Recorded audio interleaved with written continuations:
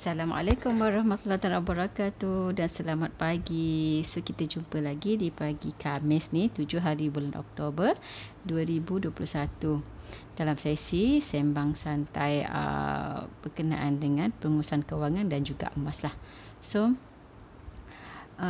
sesi sembang Asia ini adalah berkenaan dengan macam mana kita nak menguruskan kewangan kita agar jadi lebih baik dengan menggunakan salah satu alat iaitu ataupun tools iaitu emas. Okey. So tapi dalam masa yang sama Asia juga ada selitkanlah macam mana macam contoh kata hartanah boleh membantu jugalah, cuma secara detailnya Asia tak kongsikanlah berkenaan dengan hartanah ni sebab itu bukan area Asia lah. Okey. So kalau mungkin tuan-puan nak ilmu lebih lanjut berkenaan dengan tools-tools lain, contohnya hartanah, saham atau unit trust, itu semua adalah tools, cumanya yang tu bukan kepakaran Asia, jadi bolehlah berjumpa dengan orang-orang lain lah, menonton perkongsian orang lain berkenaan dengan macam mana tools-tools tersebut boleh membantu tuan-puan untuk menguruskan kewangan dengan lebih baik. Okey, so hari ini kita nak berkongsi berkenaan dengan bebas hutang. Bebas hutang. Saya nak kongsikan 5 step untuk mencapai bebas hutang tu. Ke arah tersebut lah. Maknanya saya kongsikan tips ni, kalau anda boleh buat secara konsisten, insya-Allah kita boleh bebas hutang lah. Anda boleh bebas hutang. Okey. So dah 5 step ni Asia sedang mendapatkan misi bebas hutang tersebut. Okey. So first of all, kita nak tahu apa sebenarnya bebas hutang ni. Apa yang dikatakan bebas hutang mengikut definisi pengurusan kewangan yang betul lah. Okey. So sebelum tu kita kena tahu dulu apa definisi hutang tu sendiri. Okey, hutang ni dia ada dua jenis. Ada dua jenis Pertama adalah hutang jahat, satu lagi adalah hutang baik. Okey. Hutang ni ada hutang baik, hutang jahat juga. Ya, dia ada hutang baik, ada hutang jahat. So hutang baik adalah hutang yang kita buat hutang, tapi hutang tu boleh menambahkan nilai kekayaan kita. Dan hutang tu juga mengambil daripada memberikan kita cash flow yang positif lah. Contohnya memberi kita pendapatan bulanan contohnya. Satu lagi dia adalah ciri-cirinya adalah hutang tersebut dibayar oleh orang lain. Contohnya adalah hutang kita membeli rumah yang kita sewakan dan kita dapat cash flow yang positif dari rumah tersebut. Kalau hutang tersebut macam contoh kita beli rumah dan cash flow-nya negatif, itu tidaklah boleh dikatakan sebagai hutang baik lah.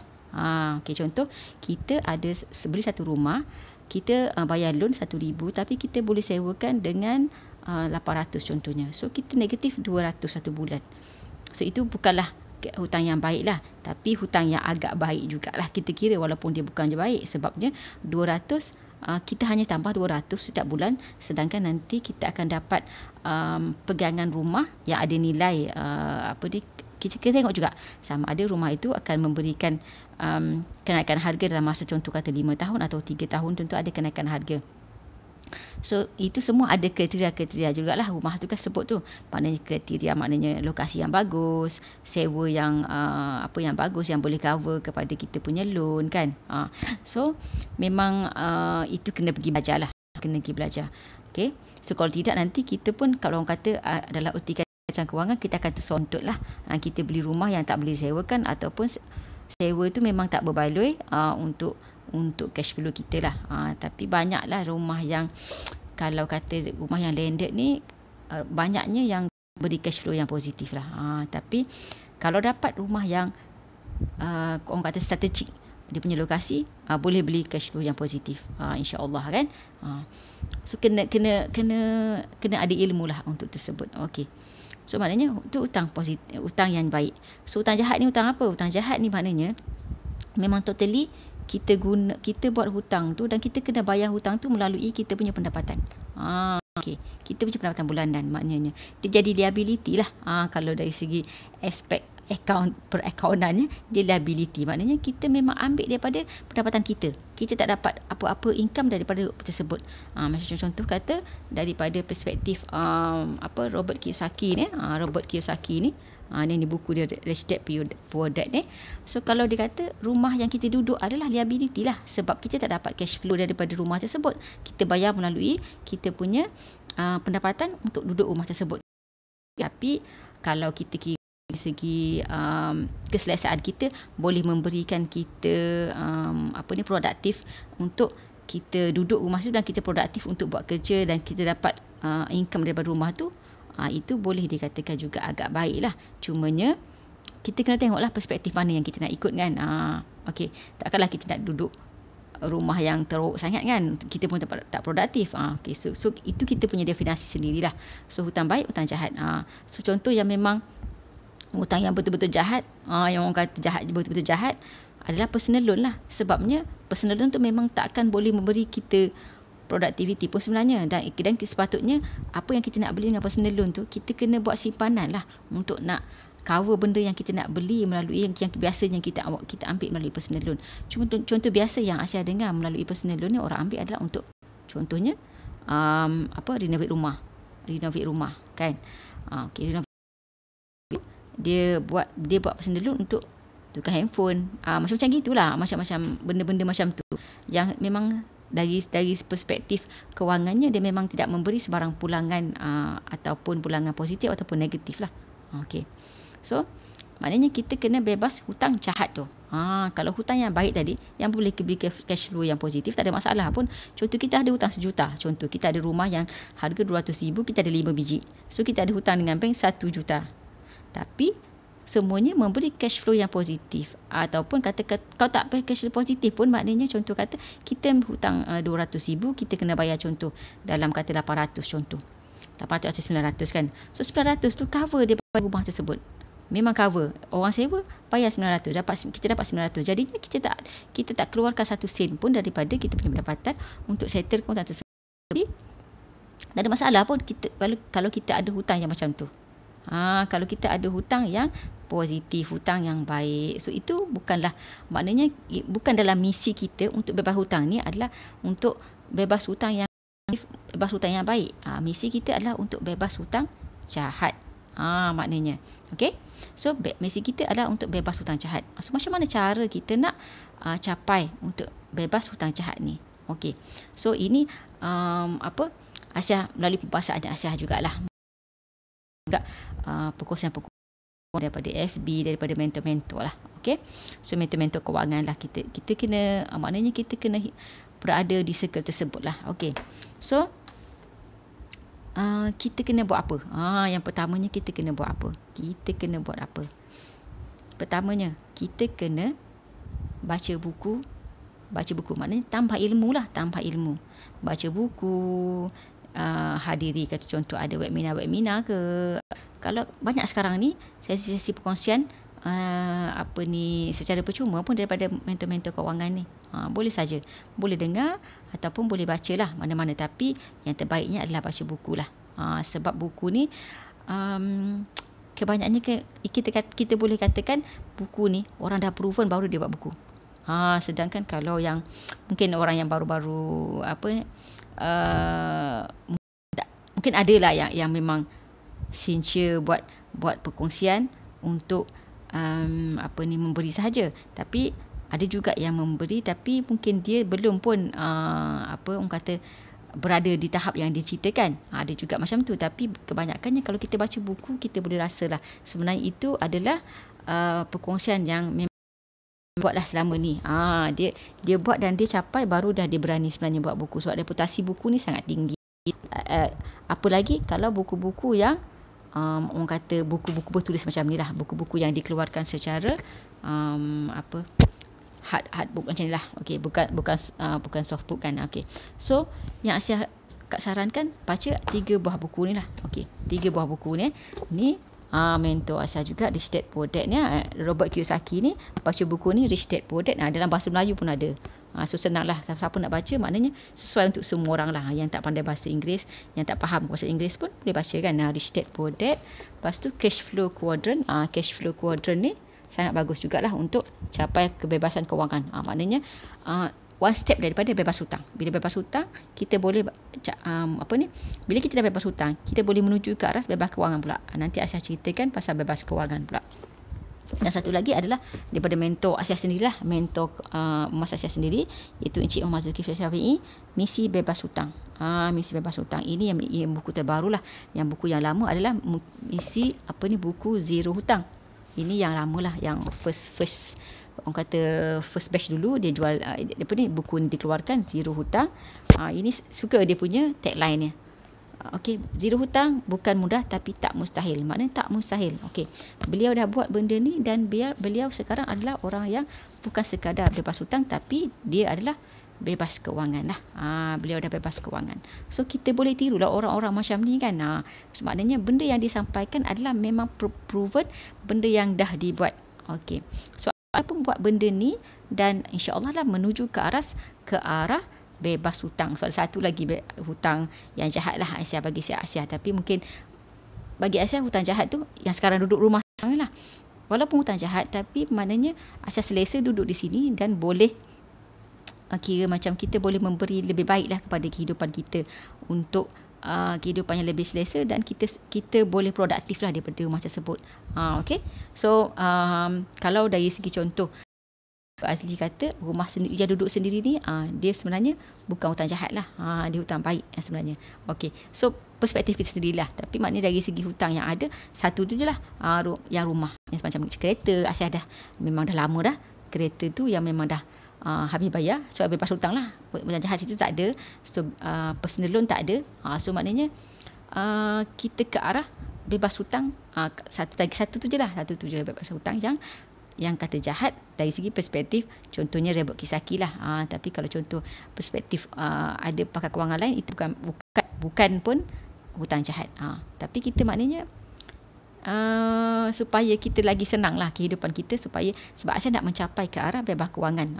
So yang hutang yang kata jahat tak jahat ni pun Aisyah nak bebaskan juga. Okey, so kita menuju ke arah itulah. So macam mana cara? Baca buku ni lah, baca buku. Okey, masuklah maknanya kepada ilmu-ilmu yang maknanya yang proven lah, ilmu-ilmu yang proven. Carilah mentor-mentor yang proven, yang dah memang dia bercakap melalui pengalaman dia lah, pengalaman dan dia dah capai benda tu. Okey, so baca buku, cari ilmu. So kurangkanlah dari segi orang kata hiburan lah. Okey, so kalau contoh kita pergi rumah orang-orang yang berilmu ni, contoh kan kita pergi, kisahlah berilmu dari segi apa pun, dari segi sudut hiburan tu sebenarnya dia dah kurang. Contoh, so kita kena tukar mindset kita. Sebenarnya bila kita baca-baca buku macam ni, kita dah menukar mindset kita ke arah supaya kita ke arah orang-orang macam ni lah. Jadi je macam contoh kata misi bebas hutang macam ni, kita nak tukar kita punya pengurusan kewangan. Tapi dalam masa yang sama sebenarnya kita kena tukar kita punya mindset untuk berjaya seperti mereka. So apa yang daripada bacaan-bacaan ini sebenarnya kita dah boleh menukar kita punya mindset kita untuk ke arah seperti mereka. Mindset macam motivasi diri, macam mana cara mereka bekerja, macam mana cara mereka reward diri, contohnya kan. So reward diri, dia tak reward kepada benda-benda yang contoh untuk misi bebas hutang, dia tak reward kepada benda-benda yang orang kata nak macam benda-benda hiburan lah, benda-benda hiburan yang boleh orang kata melalaikan kita lah daripada kita nak mencapai misi-misi kita tersebut. Contohnya kan. So baca buku, lepas tu kita kena tengok diri kita, nilai balik. Bila kita dah baca buku, kita nilai balik. Macam contoh dalam buku Rebot Kisaki tu, dia akan suruh kita kita tengok dari segi aset dan liability. Kita nilai balik kat mana kita sebenarnya, berapa aset kita ada dan berapa liability yang kita ada, untuk adakah dia boleh cover sebenarnya dari segi nak pembayaran liability tu dengan apa yang kita ada aset kita. Contoh kata kita punya pendapatan.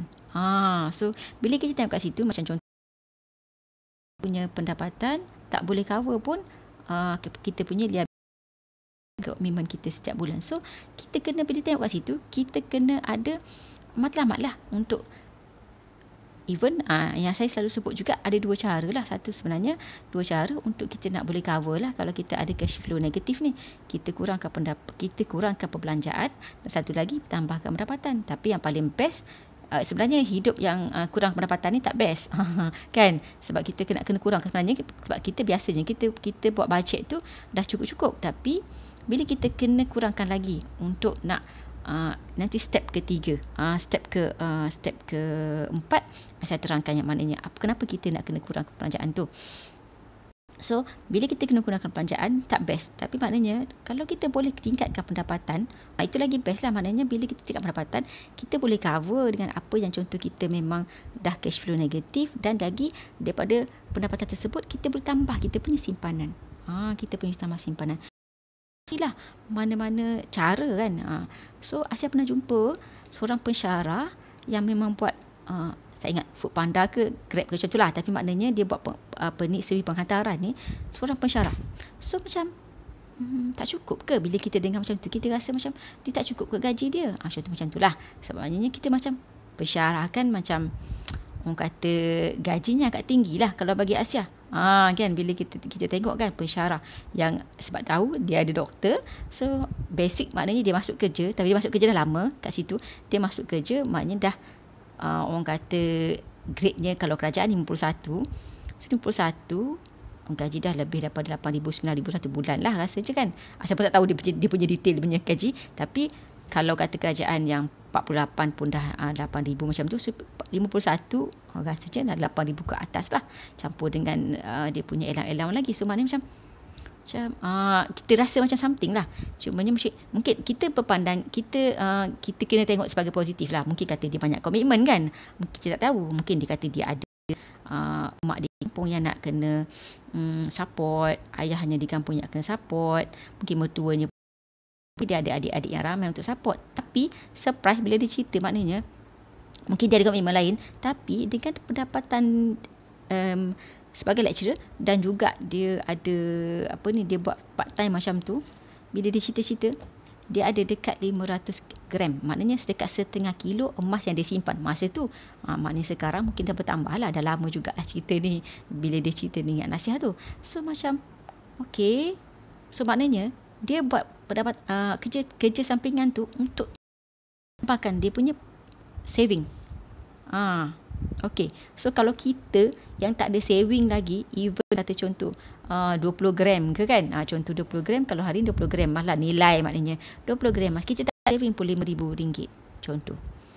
Kalau kita tak ada saving pun RM5,000, kita patut malulah dengan orang yang memang buat dua kerja sebenarnya untuk menambah saving sahaja. So maknanya dia dah ada dalam mindset dia, dia dah baca buku-buku macam ni, dia dah baca buku-buku kewangan macam ni, dia kena ada simpanan. Dia kena ada simpanan untuk dia nak menambah baik kewangan dia. So itu pentingnya kita ada ilmu lah. Kita ada ilmu. Okay. So daripada ilmu tersebut lah yang kita boleh tambah baik kita punya kewangan sebenarnya. So kan. Okay. So kalau contoh kata dia ada, masa saya cakap tu memang dia ada 400 gram lah, dia kata 400 gram. So 400 gram dia dah ada dekat 100,000 dia punya simpanan dalam bentuk emas. Yang lain kita tak tahulah kan, dia tak cerita lah berapa rumah dia ada ke, berapa simpanan ASP dia ke kan. Kita tak cerita. Bercerita dari segi perspektif Asia, seorang penyimpan emas, dia pasal perspektif dia penyimpan emas, dia ada 400 gram dalam 100,000. So okay, so maknanya kat sini penting kita ada 2 kerja ataupun 3 kerja kalau orang boleh buat kan. Kalau ada contoh orang yang ada kepakaran dari segi-segi lain, contoh kata dia jadi penterjemah ke kan. So kalau contoh orang yang ada kepakaran dari segi bahasa, mungkin dia jadi penterjemah kan. So dia buat kat rumah, balik kerja dia jadi penterjemah contoh. So macam contoh Asia, kalau contoh masa yang dulu-dulu Asia part time je, contoh kata dia public goal. Okay. So sekarang memang full time lah buat sebagai dealer public goal. So maknanya kita kena buat masa hidup sekarang ni, kita kena ada part time lah. Kena ada part time. Tambahkan kita punya pendapatan. Bila kita tengok mana kita punya kedudukan kewangan tu, jadinya kita lebih bersedia lah ke arah untuk nak tambah pendapatan, kurangkan perbelanjaan. Tapi yang tak best adalah kurang perbelanjaan lah.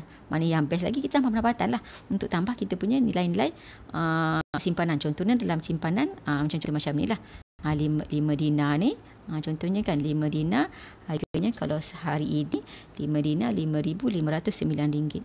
So ada keping macam ni, kita dah ada RM5,000. So kalau ada sebarang kecemasan, kita boleh saja gunakan emas ini untuk sebarang kecemasan lah. Boleh jual, boleh pajak semua kan. Okey. So maknanya kita kena sedar di mana kewangan kita ada. Kita jangan jadi ego, kita jangan orang kata deny. Dalam denial phase. Denial phase maknanya kita menolak kita punya keadaan. Kita kata tak adalah, aku okey je. Okey bila kita tak tahu, bila kita tak ada ilmu, kita kata kita okey. Sebab kita tak tahu sebenarnya kita tak ada ilmu yang kita sebenarnya kena ada simpanan lah. Kena ada simpanan untuk sebarang matlamat. Contoh nak tunjuk matlamat kan. Contoh matlamat kita. Matlamat kewangan kita apa? Sebenarnya banyak matlamat kewangan kita, tapi kalau kita tak sedar, kita tak tahu, kita tak sedar benda tu kena perlu untuk sebarang matlamat. Contoh macam ni lah. Okey, nak buat rumah kan, contoh yang belum ada rumah nak buat rumah. Okey, yang belum kahwin nak kahwin. So semua kan ada modal. Kalau orang yang kerja kerajaan, Asia dulu kerja kerajaan. Sebelum Asia berhenti jadi seorang suri rumah, dealer public gold ni macam membimbing orang untuk menyimpan emas sebagai persediaan untuk dia punya bersedia untuk menguruskan kewangan yang lebih baik. Asia dah buatlah cara-cara ni. Okey, buat cara ni barulah Asia boleh kira bebas hutang dan juga bebas hutang baik, sebab Asia nak ada cash flow untuk nak menampung kehidupan selepas Asia bersara pilihan. Rumah tu kan. So Asia buatlah dari segi maknanya simpanan-simpanan untuk nak supaya Asia boleh jelaskan rumah, walaupun itu rumah sewa, rumah yang disewakan, untuk dapat cash flow kat situ. Maknanya kalau contoh kata, kalau sebulan kita patut bayar 1,000, tapi kita boleh sewa contoh rumah tu 1,200, maknanya cash flow positif kita 1,200, bukannya 200 sebab kita kena bayar hutang. So kita dah boleh kurangkan kita punya komitmen kat situ untuk nak menampung, sebab Asia atas banyak reason lah. Asia dah bersara ni atas banyak reason. So bukan kata sebab nak buat ni saja, bukan, tapi sebab Asia banyak reason, jadi Asia bersara pilihan. Tapi dengan ada perancangan lah. Ada orang yang call lah, kawan-kawan kan call, okay, macam mana Asia kau boleh bersara? Okay, sebenarnya dah lama dah lebih pada 5 tahun fikir nak bersara ni. Jadi kita buatlah perancangan. Buat perancangan. Salah satunya baca buku ni. So kita tengok, kita sedar balik, kita tengok balik, kita setkan balik apa kita punya matlamat kewangan, di mana kita berada untuk kita nak keluar daripada masalah hutang tersebut. Masalah hutang dan boleh memberikan cash flow positif lah untuk kes Asia ni. Kalau contoh orang yang memang masih kerja dan bagus pun dia kerja, jadinya dia boleh saja terus kerja, dalam masa sama dia menambah dia punya simpanan dan juga aset. Dia boleh bebas hutang. Dalam masa contoh dia kena buat perancangan lah. Macam contoh Asia hari tu sebelum berhenti kerja, Asia dah settlekan 2 hutang yang boleh beri cash flow positif. Maknanya tak kerja, tak ada pendapatan tetap daripada pendapatan sebagai seorang pejabat awam hari itu pun, alhamdulillah ada sedikitlah pendapatan daripada hartanah tersebut. Okey, contoh. So maknanya ini matlamat kita. Kita kena set matlamat kita. Kita tengok 10 tahun lagi aku nak jadi apa? 10 tahun lagi aku nak buat apa? Dengan hidup aku, macam contoh. So contoh nak ada modal perniagaan, ada dana persaraan kan, untuk nak pergi haji nanti kan. Okey. So wang kecemasan contohnya, kalau memang kita jenis yang panas tangan, pakai kecemasan 3 bulan pun tak boleh ada dalam simpanan kita. So memang kena jugalah. Macam-macam mana pun, yang paling bagus, yang paling proven adalah melalui emas lah. Emas simpanan macam ni. So bila tuan-tuan simpan emas macam ni, dia adalah kalis emosi. Satu kalis inflasi. Tapi kalis inflasi ni orang kita tak apalah kan, aku simpan duit pun ada juga. Tapi kalau orang yang memang tak boleh simpan dalam bentuk duit, so memang disaja simpan dalam bentuk emas macam ni. Sorry tak nampak pula. Okey. So dalam emas macam ni. Kan. So emas macam ni contoh ni ni yang nampak pula ni 5 gram ke 10 gram. Okey, yang ni 10 gram. 10 gram RM2,592. Maknanya simpan ini ada dua ni dah 5,000. So maknanya apa-apa hal berlaku, dia ada simpanan 5,000. Dia kalis emosi. So kita takkan pergi jual benda ni untuk nak beli, contoh nak tukar handphone. Never lah. Never. Sebab dia ada tempoh masa bertenang. kat situ. Cuba dulu baru tahu. Dia ada tempoh masa bertenang. Bila kita simpankan kita punya duit dalam bentuk emas macam ni, dia ada tempoh masa bertenang. Macam mana tempoh masa bertenang tu? Tempoh masa bertenang ni, bila kita nak membeli contoh kan. Okey. Contoh kita nak beli, contoh kita kat pasar raya. Contoh kita kat pasar raya, kita tengok satu benda, contoh kata contoh handphone lah. Contoh handphone. Bila kita beli, kita fikir, handphone aku dah macam slow lah, dia punya gig dah macam dah penuh kan, memori dah penuh lah, ataupun dia punya bateri dah macam nak kong lah. So macam bila kita ada dalam kepala, kita ada duit 5,000 contohnya, kita ada duit contoh 2,000, kita ada duit 3,000. Contoh kalau macam ni, maknanya kita ada duit dalam macam ni, kita ada duit dalam bank 2,500. So bila kita ada duit 2,500 dan kita tak ada matlamat benda tu, kita tak ada matlamat, kita cepat saja nak menukarkan duit kita tu sebab ada dalam bank, jadi kita boleh je terus pergi kan. Kalau ada yang kad debit, maknanya kita boleh beli terus telefon pakai debit card, tolak je debit card tu sebab kita ingat kita ada duit. RM, kita ada duit RM. Kan contoh. So bila kita ada duit, jadinya kita cepat je nak menukarkan duit tu kepada barang-barang lain, berbanding bila kita ada macam ni. Sebab ramai orang tak boleh menyimpan duit. Ramai orang tak boleh menyimpan duit. Jadi ramai orang yang dah simpan dalam bentuk macam ni, yang sebelum ni dia simpan dalam bentuk duit, tak boleh simpan. Bila simpan dalam bentuk macam ni, dia boleh menyimpan dan lagi banyak pun. Ada orang dah proven dengan emas macam ni, dia simpan, dia boleh kahwin tanpa hutang. Sebab dia bila dia kahwin tu, dia jual kat emas dia ni. Sebelum tu dia seorang yang sangat suka shopping, dia beli barang, tak pernah ada simpanan pun sebelum dia kena ilmu emas ni. So bila dia kena ilmu emas dan dia maknanya dia berada dalam circle, macam contoh kata circle kami ni, saya dan kawan-kawan saya yang dealer emas ni, kita berada circle yang kita tahu apa matlamat kita nak simpan emas ni untuk apa. Jadi kita tahu benda tu, kita ada matlamat tu nak kahwin dalam 3 tahun. Aku nak simpan juga contoh 30,000 contoh. Kalau sekarang musim pandemik ni kan, masih COVID ni, kita nak kahwin senang aja. Mungkin 5,000 pun dah cukup kot kan. Tak boleh. Sorry, tak ingat pula. Ada kos hantaran kan kalau lelaki. So kalau hantaran, maknanya contoh kata hantaran, campurlah sedikit buat jamu makan dalam kata contoh yang tak boleh buat makan sangat, yang 50 orang dah, kita nak panggil makan kat rumah aja kan. Contohnya lepas balik daripada akad nikah.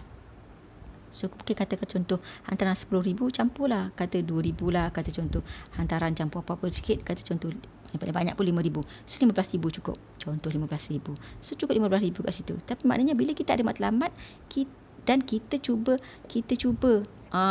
tukarkan benda tu dalam bentuk emas macam ni, cepat sampai matlamatnya. So dah proven. Okey. So maknanya kita kena ada matlamat lah. Bila kita tengok tu, kita ada matlamat kewangan kita. Okey. So yang tadi saya dah sebutlah, yang sebenarnya tips ketiga adalah kita kena berada dalam circle yang sama, orang yang ada matlamat yang sama, orang yang ada ilmu yang sama. Jadi kita berada di situ. Jadi kita tak adalah hanyut dengan orang yang contoh kita berada dalam circle orang yang suka tukar telefon. So memang kita akan jadi suka tukar telefon lah, sebab hari-hari bercerita benda yang sama. Sedangkan bila kita berada dalam circle yang memang nak bebas hutang dan ada matlamat yang sama ke arah itu, jadi kita berada dalam circle yang setiap hari mengingatkan kita bahawa kita perlu ada simpanan yang banyak untuk sebarang matlamat ni. Okey. So maknanya itu power of circle lah, power of circle. Jadinya bila kita berada di situ, contohnya, jadi kita akan ada kesedaran ke arah itu dan lagi cepatlah kita nak menuju ke arah bebas hutang ni. Contohnya tuan-puan dengar perkongsian Asia ini, semuanya nak arah ke arah supaya kita uruskan kewangan dengan lebih baik lah.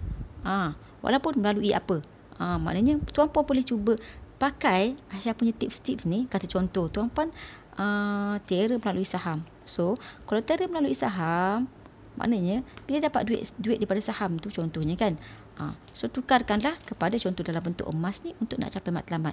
Sebab kalau contoh dah ramai orang yang kan ramai orang sekarang ni share berkenaan tips-tips nak simpan duit. Contohnya kan, simpan duit melalui kata simpan duit RM20 setiap hari. Contoh bila dapat duit RM20, simpan dalam tabung. Tapi banyak Aisyah dengar yang orang memang boleh simpan. Contohnya dia simpan yang warna orange kan, RM20 kan. Simpan warna orange, simpan RM20, dah banyak dapat. Ada 3,000. Contohnya. Tapi at the end, sebab dia tak ada matlamat yang jelas apa dia nak buat duit tu, apa yang bila masa dia nak guna duit tu, bila tak ada matlamat contoh macam ni, dan dia pun orang yang jenis sebenarnya bila dia keluarkan duit tu, dia nampak duit, tak ada cepat saja menukarkan duit tu kepada barang fizikal. Contoh ada kes yang kisah benar lah, dia simpan duit dalam tabung dan ingat duit berapa? RM5 kot macam tu. Dia ada RM2,000. Lepas dia keluarkan, dia kira duit RM5,000, duit RM5,000 pula, RM5. Okey, dia simpan duit RM5 tersebut. Bila dia keluarkan, duit tu tahu jadi apa? Tak ada pun boleh jadi nak untuk matlamat-matlamat macam ni. Even untuk dana kecemasan ke apa, tak. Tapi duit tu jadi sofa. Sedangkan kalau dia tak ada duit tu, sofa dia tu elok aja. Tu macam tu so maknanya kita kena ada matlamat. Okey. Lepas tu adalah kita mesti hidup di bawah kemampuan. Dalam buku Mentor Asia ni, misi bebas hutang ni sangat menekankan tentang hidup di bawah kemampuan. Okey, hidup di bawah kemampuan. Bila kita buat bajet, okey, yang sepatutnya lah buat bajet tu, bajet kita kena adalah checklist, at least 15%, sehingga paling banyak ikutlah. Kalau contoh ada pendapatan tambahan, boleh simpan sampai 100% contohnya. Pendapatan tambahan tuan-puan tu sangat bagus lah kan contohnya. So kalau kata tak ada pendapatan tambahan pun, at least daripada pendapatan perempuan, contoh kata RM5,000, at least kena ada 15%. Kalau RM5,000 maknanya kena simpan RM750 satu bulan sebagai simpanan. Dan kena konsisten, dan duit tu tak boleh diambil. Kena konsisten, boleh diambil, melainkan capai matlamatnya. Sebab kita kena paksa diri kita untuk menyimpan, sebab kita dah buat matlamat. Okey, bila kita buat matlamat, maknanya kita, macam tu kata kita ada satu hutang, kita dah memang sebelum ni dah memang macam orang kata hanyut di lautan lah. Dalam perusahaan kewangan ni kita pernah buat personal loan contohnya, ada lagi baki RM10,000 personal loan. So bila kita ada matlamat, kita nak habiskan hutang jahat ni, maknanya alhamdulillah, so kita ada RM750 satu bulan, kita simpan RM750 satu bulan. Bila contoh cukup, kata contoh kita ada berapa, kita ada RM15,000, so RM5,000 tu memang kita nak simpan sebagai dana kecemasan. RM10,000 tu kita boleh langsaikan lah hutang jahat tu. Sejadinya kita dah berhutang satu tu. Tapi kita kena konsisten, adakan simpanan setiap bulan at least 15%. Sekurang-kurangnya. Dengan simpanan ni lah yang kita boleh buat sebagai dana kecemasan dan dana-dana lain lah, untuk contoh nak cover untuk bebas hutang ni. So, kunci dia adalah hidup bawah kemampuan. Sebab bila kita hidup ikut kemampuan, kita takkan ada simpanan bawah 1 sen. Kalau kita hidup lebih kemampuan, kita akan negatif lagi. Maknanya kita akan, contohnya yang paling senang adalah kita hutang kad kredit lah. Kan? Setiap bulan kita hutang kad kredit, tambah hutang kad kredit. So sampai last kita kena blacklist sebab kad kredit kita tak boleh bayar. Contoh macam tu. So kita kena hidup bawah kemampuan. Ini tips penting. Hidup bawah kemampuan. Yang lagi penting adalah kena ada ilmu dululah. Kita nak tengok balik apa yang kita perlu buat dalam uruskan kewangan kita. Okey. Yang tadi kita hidup kemampuan, lepas tu simpan dengan paksa tadi kan. Itu tips kelima. Simpan dan konsisten secara paksa. Okey, secara paksa yang senang adalah melalui emas macam ni. Dah proven, dah ramai orang buat. Okey. Kalau dulu orang buat, kalau kita biasa dengar kan ASBF kan. ASBF kita buat melalui simpanan emas, simpanan ASB secara paksa lah. Maknanya kita buat loan dan kita kena bayar, wajib bayar, dan kita paksa kat situ. Tapi disebabkan oleh keadaan ekonomi semasa, ASB tak boleh memberi pulangan yang memberangsangkan. Pakar-pakar kewangan pun cakap better tukarkan simpanan kita ke dalam bentuk emas macam ni lah, emas pelaburan bukan emas pakai lah. Emas pakai tu dia akan mengurangkan kita punya kadar cepat kita dapat untung sebenarnya. Kita dapat untung tu lah yang kita nak bayar hutang kan. Sebab kita misi adalah kita untuk bayar hutang kan, bebas hutang. Kalau kata kita memang kita nak jual, kita dapat modal tanpa untung, lagi cepatlah kita punya kadar kita boleh bebas hutang tersebut. So dengan simpanan-simpanan emas macam ni, memang sebenarnya lagi senanglah tuan-puan nak bebas hutang. Sebabnya macam contoh saya, yang first saya beli, bukan yang ni lah, bukan yang ni, 10 dinar. 10 dinar, kalau sekarang ni 10 dinar tu sebab saya beli tahun 2014, Public Gold belum keluarkan yang dinar yang berketurunan 999. Ayat ini keturunan 999. Yang dinar itu keturunan dia 916. So kalau sekarang harga dia RM9,940. Masa saya beli dulu 2014, contoh, saya nak gunakan itu untuk bayar hutang saya contoh. Masa saya beli dulu 2014, 10 dinar tu adalah RM5,590. Exact memang exact, maknanya tepat harga tu saya beli RM5,590. So sekarang RM9,940. So saya dah untung berapa? Dah untung RM4,000 lebih kan? RM4,000 lebih. So maknanya saya jual, maknanya saya untung RM4,000 lebih tu. Tambah dengan modal yang tak hilang tu, tambah dengan duit saya hilang sebab saya itu kalis emosi. Saya dah simpan dah lebih 7 tahun. So maknanya itu kalis emosi, kalis inflasi, saya dah untung RM4,000 lebih. So saya boleh bayar hutang saya. Kalau contoh kat situ, contoh harga RM10,000. So saya simpan je 7 tahun, saya dah boleh bayar kat situ. Tapi kalau tuan-puan nak ni keuntungannya lagi, sebenarnya kalau contoh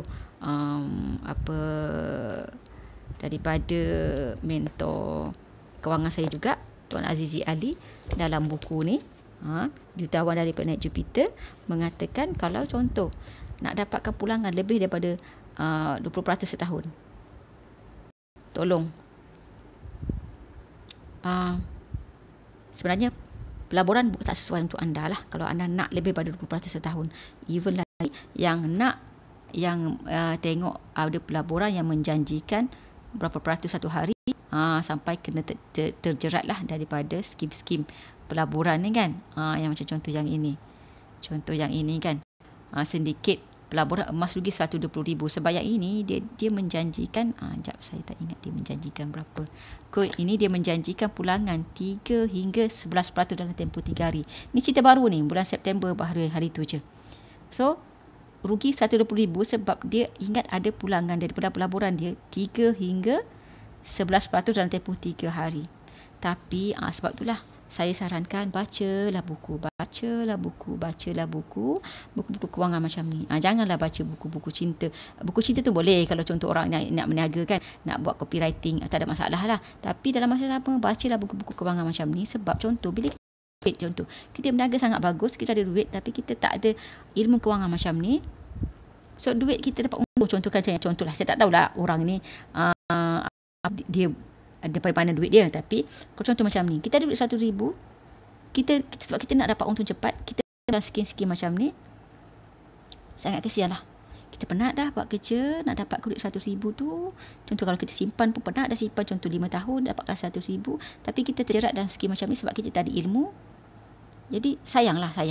Sebab Tuan Azizi Ali cakap dalam buku ni, okey, maknanya kita nak cerita juga pasal kewangan kan.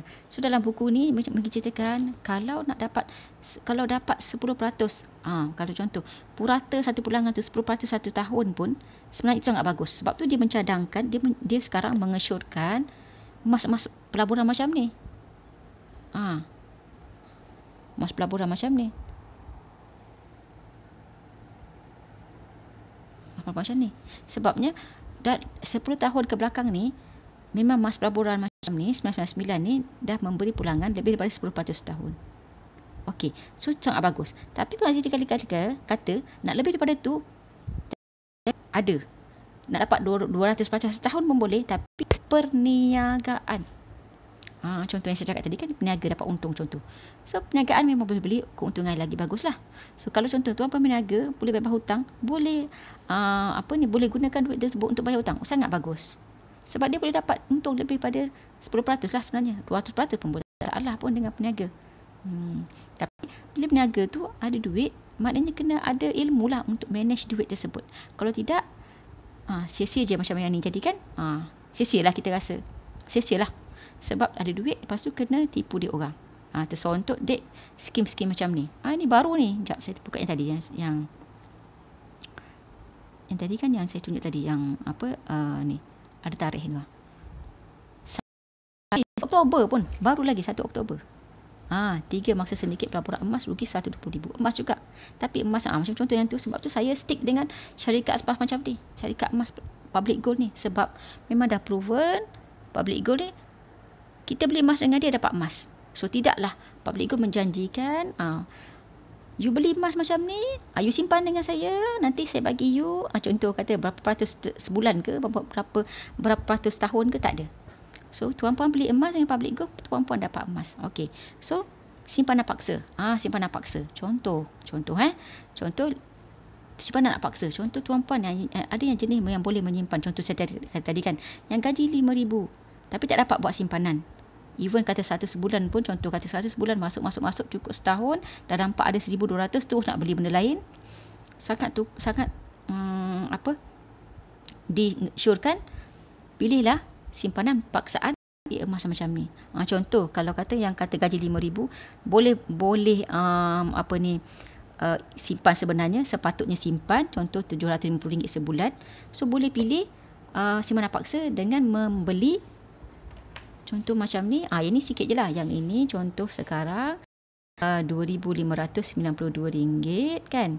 RM2,500. Dia boleh bayar dalam masa 6 bulan. 6 bulan. So, yang ini bayarannya adalah 10 gram ni, bayarannya adalah 400 lebih 1 bulan. 10 gram 400 lebih 1 bulan. So, kalian bajet 500 sebulan untuk simpan, sebab tak boleh menyimpan selama ni kan. Kalau contoh orang gaji 3,000 kena simpan 400,500. Sangat sesuai yang ni. 6 bulan nanti tuan-puan akan dapat 10 gram macam ni. So RM1,592 yang memang kalis emosi. Itu yang penting, kalis emosi. Sebab ramai orang yang boleh simpan duit, tapi bila duit banyak tak kalis emosi. Terus dia tukarkan duit fizikal lah. Barang-barang fizikal. Okey. Dan ada juga yang boleh simpan duit tapi tiba-tiba je kena macam ni. Kena ada ilmu lah. Bacalah buku. Aziz Ali, saya bukan orang yang ada ilmu, tapi saya cuba mencari ilmu melalui buku-buku macam ni, dan Allah lorongkan saya juga untuk baca-baca buku. Jadinya alhamdulillah Allah bagi saya sedikit ilmu lah melalui ilmu-ilmu yang disampaikan oleh mentor-mentor ni. Jadi saya bolehlah berkongsi kepada kawan-kawan juga. Okey. So boleh saja buat simpanan paksa melalui simpanan paksa dengan public gold, bayaran selama 6 bulan. Okey, contoh saya tak ada contoh kat sini untuk 1 dinar. 1 dinar tu 1,100, contoh hari ni RM102 campur dengan nanti ada tambah sedikit kos macam orang kata kos pengurusan untuk nak buat bayaran bulanan tu RM15, jadinya RM1,117. Kalau 6 bulan maknanya tuan-puan kena bayar dalam bawah daripada 200, 180 lebih. So kalau ada yang boleh komit 200 satu bulan selama 6 bulan, tuan-puan akan dapat 1 dinar dalam masa 6 bulan. So penyimpan emas saya semalam, dia buat yang 10 bulan hari tu. Masa tu ada promosi 10 bulan yang 10 gram macam ni. So dia dah habis. Semalam dia dah habis bayar, dia kata dah dia punya ni. Seorang online seller. Tak ada pendapatan bulanan pun. Dia seorang online seller, tak ada pendapatan bulanan. 10 bulan dia dah ada yang dah. So tunggu nak buat proses untuk public gold postkan kepada dia. So sangat bagus kan? Sangat bagus. Maknanya dia boleh komit. Kalau orang yang macam tak boleh dia tak boleh nak boleh menyimpan, sangat sesuai lah. Ambil lah skim yang macam ni, maknanya yang skim bayaran secara bayaran ansuran ataupun kata ni, tapi dia ansuran patuh syariah selama 6 bulan. Nanti okey. Itu kalau maknanya saya cuba membantu tuan-puan yang nak bebas kewangan, bebas hutang untuk nak menyimpan supaya nanti tuan-puan boleh gunakan emas ni untuk membebaskan tuan-puan daripada hutang. Contoh tuan-puan ada hutang kereta contoh lagi 10,000. So boleh simpan. Contoh kata kalau macam yang ini 2,000 lebih ni ada 5 keping. Macam contoh kata 6 bulan, 6 dalam 5 maknanya 30 bulan. 30 bulan dalam masa tak sampai 3 tahun tuan-puan dah boleh dah pergi langsai ke hutang kereta tersebut dengan ada macam ni. Tapi masa tu 30 bulan, maknanya dah kurang kan, loan dah bayar setiap bulan kan. So mungkin jual 3 keping pun dah cukup lah untuk cover bayar loan tersebut. Jadi dah bebas hutang kat situ. Okay. So tapi bila bebas hutang kat situ, gunalah, ini kita belajar lagi lah teknik snowball pula. Maknanya daripada yang kita bebas hutang, contoh kita bayar kereta tu 500 bulan. So 500 tu bolehlah top upkan simpanan untuk nak bayar hutang-hutang lain yang lagi besar. Itu teknik snowball. Ilmu jugalah. So, itu pun saya belajar daripada saya punya guru kewangan Tuan Zaidi Ismail. Okay. So boleh je tuan-puan ikutilah mana-mana guru sebenarnya untuk menambah baik tuan-puan punya pengurusan kewangan dan seterusnya, bebas hutang dan seterusnya. InsyaAllah saya doakan tuan-puan yang menonton ni, yang sharekan ilmu ni, sebabnya ilmu ni sangat mahal sebenarnya. So saya pada ramai orang dan tuan-puan boleh share lah untuk orang lain pun boleh dapat ilmu yang sama dan kita menuju ke arah bebas kewangan, insyaAllah. So saya doakan semua yang menonton ilmu ini, menonton pengurusan saya ini akan boleh bebas kewangan, bebas hutang dan seterusnya bebas kewangan. So kita jumpa lagi di lain hari. Semoga ada manfaatnya. Okey, Assalamualaikum warahmatullahi wabarakatuh.